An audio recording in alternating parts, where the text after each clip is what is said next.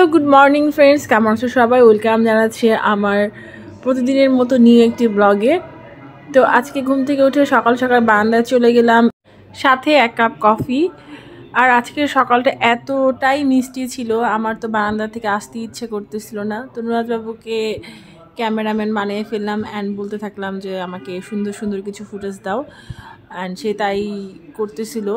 And আমার ছেলেটা বেশ লক্ষ্মী বাচ্চা, সে তার মাকে সর্বোচ্চ ট্রাই করে ভালো রাখতে, অ্যান্ড সে জানে যে আমি ছবি বা ভিডিও করতে খুব পছন্দ করি। তো তারপর চলে গেলাম সরাসরি রান্নাঘরে, অ্যান্ড আজকের মেনু হবে হচ্ছে চিংড়ি মাছের দো পেঁয়াজা। কারণ আমার জামাই বাজার থেকে আজকে সকালবেলা চিংড়ি মাছ আনছে অ্যান্ড বলছে খুব ভালো করে এটা করতে হবে।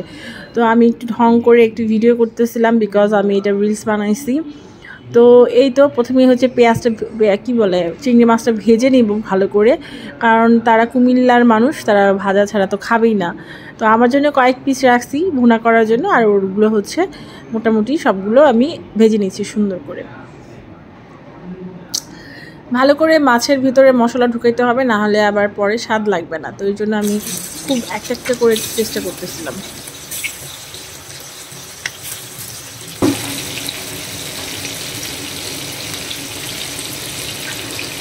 একে একে সবগুলো চিংড়ি মাছ আমি ফ্রাই প্যানে দিয়ে দিলাম, অ্যান্ড এটাকে একটু হালকা কড়া করে ভেজে নিব একটু বেশি সময় নিয়ে, কারণ আমার হাজব্যান্ড আবার মাছ কাঁচা কাঁচা থাকলে একদমই পছন্দ করে না।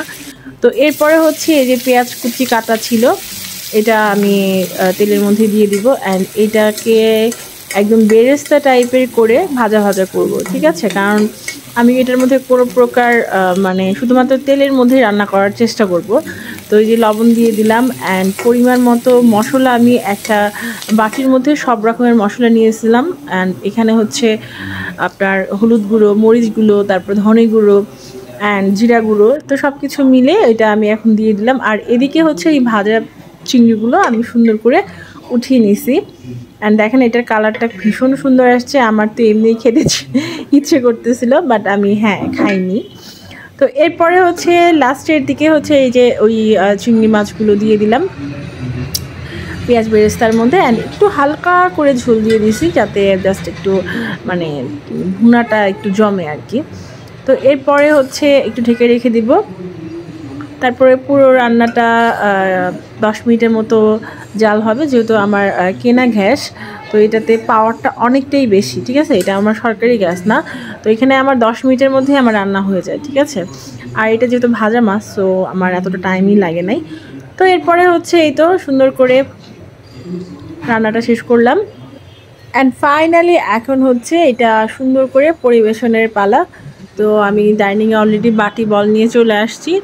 তো এই যে চিংড়িটা আমি আস্তে আস্তে করে ঢেলে নিচ্ছি পুরোটা, অ্যান্ড আজকে দুপুরের মেনু হিসাবে এটা আসলেই খুব ভালো হয়েছিল, কারণ অনেক দিন পর আজকে আমরা চিংড়ি মাছ খাচ্ছি, বিকজ চিংড়ি মাছ বাসায় আনা হয় না অনেক দিন হয়েছে।